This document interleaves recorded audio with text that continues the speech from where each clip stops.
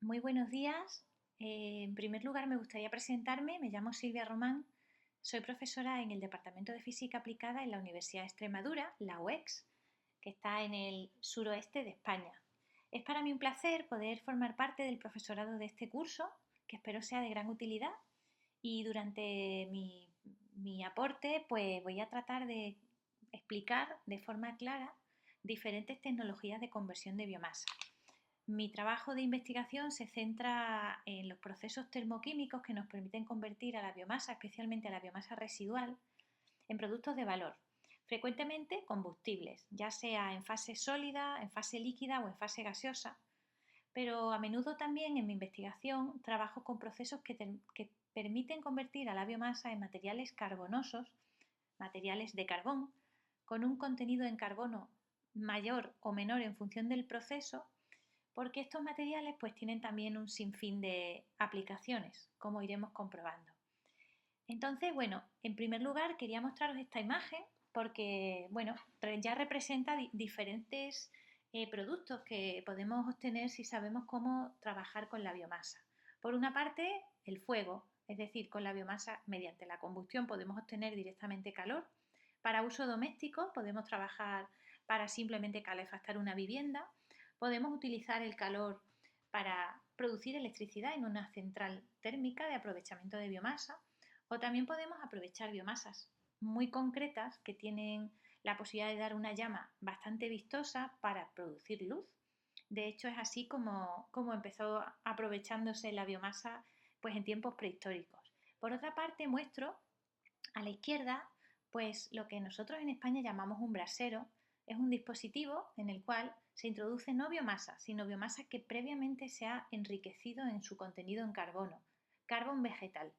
Este carbón se somete a una combustión, pero esto se hace en unas condiciones de defecto de oxígeno. Por eso, al menos en España, ponemos este tipo de dispositivos bajo la mesa y después lo envolvemos en una, lo llamamos falda camilla, es pues un cobertor, porque en su interior la idea es que no entre el oxígeno o entre, pero en una cantidad pequeña, y la combustión sea llamada gasificación o lo que es lo mismo, combustión con defecto de oxígeno. Esto nos permite alargar el proceso durante más tiempo y obtener un calor, pues digamos, más estable, porque además estamos trabajando con carbón, no con biomasa. Por supuesto, en España estos dispositivos cada vez están más prohibidos porque contienen la posibilidad de accidentes. Y después tenemos también aquí un biodigestor.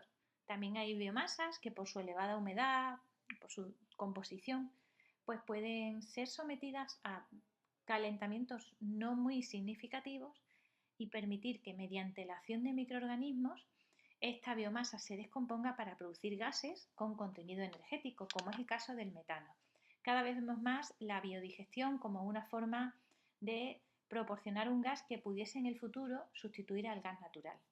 Yo voy a hablar de algunas de estas técnicas y de otras, y mi compañero Borja Velázquez también trabajará describiendo algunas otras de forma complementaria. Entonces, bueno, para empezar, vamos a empezar por preguntarnos qué es la biomasa y para qué puede servir. Y os animo a que penséis en cada uno de estos términos. Me gustaría que esta clase, aunque sea un vídeo, pues sirva para reflexionar y para que hagáis un trabajo personal. La biomasa podemos utilizarla en construcción, lo estamos viendo a nuestro alrededor desde el inicio de los tiempos. Ha vuelto a resurgir. El adicionar biomasa a la construcción tiene muchas ventajas. Puede mejorar, por ejemplo, el aislamiento térmico, disminuir los consumos. La biomasa puede usarse para generar energía eléctrica. Se considera que la biomasa bien gestionada es un mecanismo de captura de CO2. En este sentido, recientes marcos legislativos sitúan las técnicas que convierten la biomasa en carbono estable como métodos capturadores de CO2. Lo explico un poco mejor. Si la biomasa es dejada, digamos, a cielo abierto para su degradación, que sería lo que ocurre de forma natural, especialmente para las biomasas húmedas, esa biomasa irá poco a poco generando gases como el CO2 y irá devolviéndole a la atmósfera el dióxido de carbono que absorbió en su fotosíntesis. Es decir, si no tratamos a la biomasa, si no gestionamos la biomasa, nos encontramos con con que ese efecto positivo absorbedor de CO2 que caracteriza tanto a la biomasa se nos diluye para volver a devolver, valga la redundancia, este gas. La captura de CO2 se considera aquel mecanismo por el cual evitamos esa emisión. Entonces quedaríamos netamente con una emisión negativa. Si nosotros transformamos a la biomasa en carbón, que no se va a degradar porque el carbón es una forma estable que se puede almacenar, se habla cada vez más de los sumideros de carbono, podemos encontrar un balance negativo de CO2 en la atmósfera y trabajar sobre el cambio climático. La biomasa también es productos químicos de valor, puesto que en su degradación puede generar pues, moléculas tan interesantes como determinados polifenoles, algunos ácidos, que pueden después, mediante síntesis, dar lugar a compuestos que tienen valor en el mercado.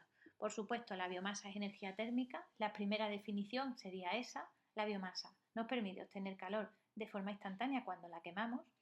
La biomasa también son biomateriales, materiales de biomasa, como son los carbones activados, materiales que enriquecemos o que dopamos o en los cuales desarrollamos ciertas propiedades, como por ejemplo porosidad, para usarlos, por ejemplo, en procesos de absorción. Y me iría al segundo término, donde podemos retener en esta porosidad pues contaminantes, por ejemplo, en agua o en gas. Y la biomasa son biocombustibles, es decir, es gas, puede ser biometano, puede ser gases procedentes de la gasificación, puede ser líquido, como es el biodiesel o el bioetanol, y puede ser carbón. De modo que la biomasa es versátil porque nos permite aprovecharla para diversos usos, pero además la biomasa tiene la capacidad de producir biocombustibles que tienen propiedades relativamente parecidas a las que presentan los combustibles fósiles. Y esto es una gran ventaja que quiero dejar muy clara desde el principio, porque esto nos permite utilizar estos biocombustibles en usos que ya existen. No tenemos que invertir en grandes cambios en nuestras infraestructuras, podemos alimentar los motores de combustión interna con estos biocombustibles líquidos, podemos utilizar nuestras chimeneas con los carbones que hacemos con la biomasa y también podemos alimentar nuestras calderas de gas con gas obtenido a partir de gasificación o de biodigestión. Otras energías renovables no nos plantean esta opción. Entonces, siguiendo, pues me gustaría hacer una comparativa con diferentes energías renovables, porque como he dicho, mi trabajo se centra mucho en la biomasa. Son unas estimaciones de la huella neta de CO2 de diferentes tecnologías. Cuando hablamos de huella de CO2, me gusta aclarar que no es solamente el CO2 directo, esto serían las emisiones directas, algo que sale por la chimenea y que asociamos a un humo negro. El CO2 también es aquel CO2 asociado a actividades indirectas como son la logística, el transporte de materiales, la compra de ciertos bienes o servicios que en su uso van a generar también emisiones de CO2. Las emisiones de CO2 es algo mucho más grande y haciendo unas estimaciones que podemos trabajar en ellas si tenéis interés con más detalle, podemos ver que la huella de carbono de biomasa es la que se queda en negativo o en un balance al menos cercano al neutro. Como decía antes, siempre y cuando esa biomasa sea utilizada para bien crear sumideros de carbono o bien para su uso directo. Entonces tenemos diferentes tecnologías. Aquí tenemos un esquema muy general donde aparece la combustión, la pirólisis, la gasificación y luego tenemos procesos que llamamos más químicos, como son los procesos de extracción para obtener ciertos compuestos de valor y las fermentaciones alcohólica o metanogénica. Vamos a ir viendo cada uno de estos compuestos que nos ofrece. Empezaremos por la gasificación. La gasificación es un proceso termoquímico de conversión de biomasa que trata de consumir el carbono orgánico que tiene la biomasa de una forma lenta. Me gusta describir así la gasificación. Me gusta esta figura porque vemos que la gasificación no es algo demasiado moderno. Ya en los primeros autos se ponía un gasificador. Tenemos aquí un modelo que tiene atrás ese depósito negro.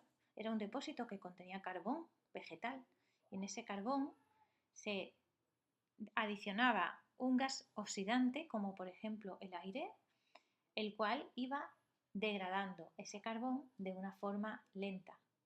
De esa manera se convertía a ese carbón en un gas que era después alimentado al gasificador y esto es lo que provocaba después pues el movimiento mecánico de, digamos, al final los pistones del coche, que no deja de ser un coche similar a los que tenemos hoy, si no es por el combustible. No es tan diferente el que tenemos abajo, del año 2010, en el cual se está utilizando un vehículo muy parecido a los que podemos encontrar en la realidad, donde también tenemos unos gasificadores. En esos gasificadores se introduce biomasa y ocurre lo mismo. La biomasa es gasificada para después poder producir un gas que va a ser nuestro combustible. Son vehículos de gas. Fijaros que cogí esta imagen de la película Regreso al futuro, porque no sé si la habréis visto. En esa película, el futuro era el 2015. En esta figura vemos, bueno, pues uno de los protagonistas de la película estaba diciendo que en el futuro los coches funcionarían con cerveza. Estaba hablando de coches que funcionan con gasificadores, como los que acabo de comentar. Y es la misma imagen que devolví al principio, la figura de un brasero que funciona con la combustión parcial de carbón. ¿Qué ocurre en la gasificación? Pues decimos que tenemos que alimentar al lecho con un defecto de oxígeno. No queremos quemarlo, queremos acariciarlo para que se generen gases que después se quemen. Ese es el concepto. Os resultarán conocidas estas fórmulas. Carbono más oxígeno da CO2, pero carbono más un medio de oxígeno da CO. Y ese carbono, además, si lo sometemos a la acción del agua, del vapor de agua, que es un agente gasificante muy utilizado también, nos puede dar, ya podemos empezar a jugar, nos puede dar hidrógeno y CO. Esto ya empieza a tener otro aspecto cuando hacemos una gasificación encaminada a producir hidrógeno más CO, estamos hablando de que queremos producir gas de síntesis. ¿Y por qué es tan interesante? Bueno, el gas de síntesis, aparte de su elevado poder energético, su elevado poder calorífico, el gas de síntesis se utiliza para sintetizar otras moléculas que veremos un poquito más adelante. En cualquier caso, es un combustible que se va a poder quemar después en centrales térmicas de gas, por ejemplo, para poder producir también electricidad. Es decir, la biomasa nos permite ser utilizada como tal y podríais decir, pues produce electricidad directamente desde la biomasa. ¿Para qué lo vas a transformar en un gas? Porque un ciclo de una central de gas es más eficiente, porque el gas lo puedo transportar en botellas, comprimido. El gas me resulta más sencillo de llevar en cantidades grandes porque lo comprimo, cosa que no puedo hacer con la biomasa. Y luego aparte porque algunos motores necesitan gas por sus propiedades. Por ejemplo, en el caso de motores en los cuales se requiera pues un peso muy pequeño. Entonces, bueno, pues como decía, cuando jugamos con el agente gasificante, ese elemento químico que vamos a añadir al carbono de la biomasa, que es al final sobre quien trabajamos para producir un gas, si jugamos y en vez de oxígeno añadimos oxígeno más agua o solo agua, o a veces podemos añadir incluso metano, vamos jugando sobre la composición del gas obtenido. Esto tiene aplicaciones no solo en energía, sino también en síntesis química. Me refiero a procesos como los que muestro. Del gas de síntesis que obtenemos a partir de biomasa, no solo tenemos por qué centrarnos en utilizarlo de forma energética. Podemos producir compuestos que de otra manera se obtienen normalmente desde el petróleo. Productos aptos para su uso en refinerías, metanol, el amoníaco. Cuando combinamos gas de síntesis con nitrógeno y obtenemos amoníaco, el amoníaco es un compuesto que está despertando cada vez más interés. Y bueno, pues aquí comento las diferentes eficiencias de un motor de gas frente a un motor, digamos, que estuviese situado en el ciclo de Rankine. Con los motores de gas asociamos el ciclo de Brayton, tenemos siempre una eficiencia mayor. Entonces, para determinados procesos nos puede interesar que la biomasa sea transformada a gas. Bien, pues algunos ejemplos más que tenemos en la bibliografía, podemos ver un sinfín de investigaciones y en mi grupo de investigación hemos trabajado durante muchos años con gasificación de biomasa utilizando algunos de estos residuos de biomasa. Nosotros hemos utilizado maderas, huesos de aceituna, cáscaras de frutos como las nueces, las almendras y hemos podido jugar con las variables experimentales del laboratorio para producir gases con diferentes propiedades. También hemos podido producir a partir de estas biomasas un gas que después por determinados procedimientos, como son los procesos de Fischer-Tropsch, se pueden convertir en algo muy parecido a la gasolina. O sea, fijaros como algo sólido podemos transformarlo en algo gaseoso y después nuevamente en algo líquido con el objetivo de ¿qué?